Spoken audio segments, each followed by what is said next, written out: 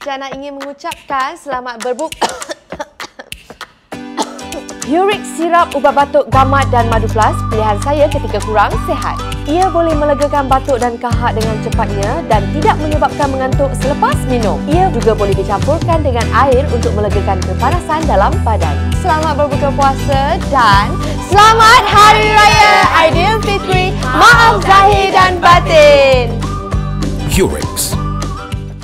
Assalamualaikum, anda sedang menonton Sekilas Fakta 7 Jun 2019 bersama saya Syazwana Amir.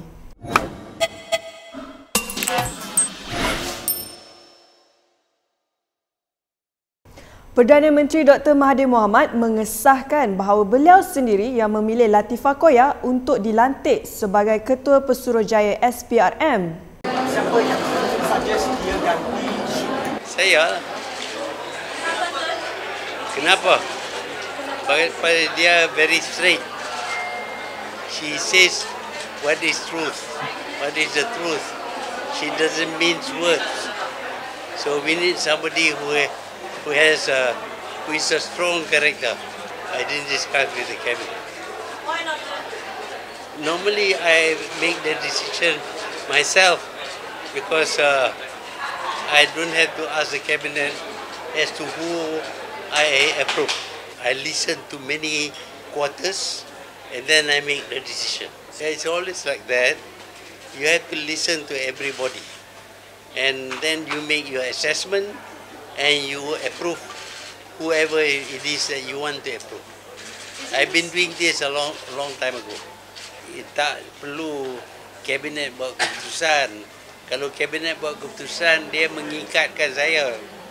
Jadi ini saya bebas untuk nilai sesiapa yang dicadang dan saya pilih. Pelantikan Peguam dan bekas ahli PKR Latifah Koya sebagai Ketua Pesuruhjaya SPRM mengejutkan ramai pihak termasuk Menteri Kabinet dan Ahli Parlimen PH sendiri. For example, the DAP proposed me as the Prime Minister. That was a surprise to me even. But sometimes we get surprises. Is that to keep everyone on their toes? Huh? Is that to keep everyone on their toes? Well, they cannot be complacent and think that whatever they think will be approved. Timbalan Presiden PKR Muhammad Azmin Ali yakin bahawa pelantikan Latifah Koya adalah berdasarkan merit dan bukannya ideologi politik.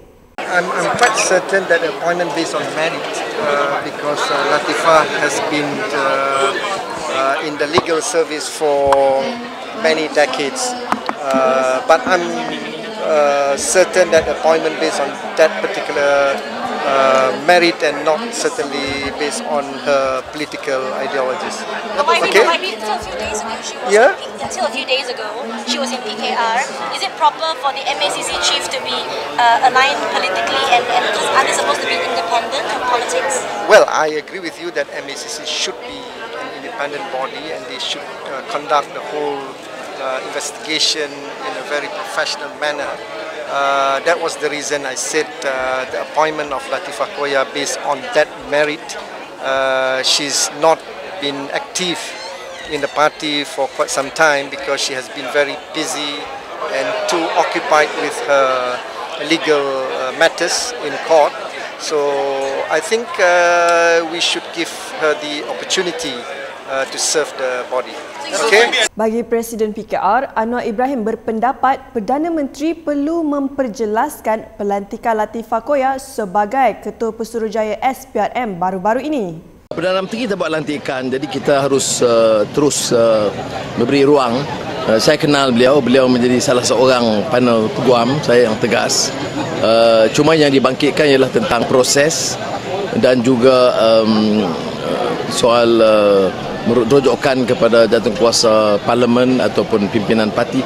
Itu boleh dan saya fikir ruang itu harus diberikan untuk kita bincang. Tapi pada peringkat ini Perdana Menteri telah buat keputusan dan kita minta supaya perkara ini dapat dijalankan tanpa terlalu banyak masalah. Ada taswiran sedemikian tapi yang boleh dibincang ikut saluran. Perdana Menteri telah buat pelantikan. Kita bagi ruang, tetapi beberapa perkara yang diperhatikan termasuk soal seperti yang saya katakan janji manifesto dan juga tentang proses. Saya fikir boleh dibincangkan secara baik dalam ruang yang ada dalam Majlis Pakatan, malah dalam kabinet sendiri, kerana PM sebut bahawa perkara ini belum dirujuk kepada kabinet. Dan ini jawab Latifah yang memulakan tugas sebagai Ketua Pesuruhjaya SPRM yang baru. Dalam satu kenyataan, katanya sudah banyak pendapat yang dikeluarkan semenjak pelantikannya diumumkan sehari sebelum Hari Raya Aidilfitri. Katanya tidak mengapa bagi sesiapa pun berhak menyoal, mengkritik atau mengeluarkan pendapat masing-masing. Jelasnya lagi, tugasnya hanya untuk membantras rasuah di mana-mana sahaja dan mahu mengubah Malaysia kepada satu masyarakat yang alah kepada rasuah dan bebas dari rasuah. Selain itu, katanya beliau akan melihat kepada tindakan jangka panjang termasuk juga pendidikan bagi mewujudkan satu budaya yang tidak bertoleransi kepada rasuah. Latifah dilantik sebagai KPS PRM yang baru berkuat kuasa 1 Jun lepas menggantikan Muhammad Shukri Abdul yang memilih untuk memendekkan kontrak perkhidmatan beliau. Beliau kemudian melepaskan keanggotaannya dalam PKR selepas mendapat makluman mengenai pelantikannya itu. Namun itu tidak menghalang pelbagai pihak untuk terus membidas pelantikan satu pihak berkenaan. Ahli Parlimen Wangsa Maju Dr. Tan Yee Kiew menyertai lebih 1,000 orang menandatangani sebuah petisyen dalam talian yang mendesak supaya Peguam Latifah Koya berundur dari jawatan Ketua Pesuruhjaya SPRM. Petisyen itu dianjurkan change.org bermula semalam. Petisyen itu turut dikongsi oleh Dr. Tan di Facebook miliknya.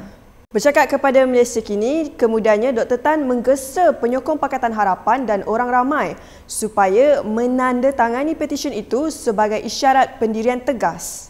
Baiklah, jangan lupa layari www.kinitv.com untuk mendapatkan berita terkini selamat menyambut Hari Raya Aidilfitri. Maaf zahir dan batin. Jumpa lagi.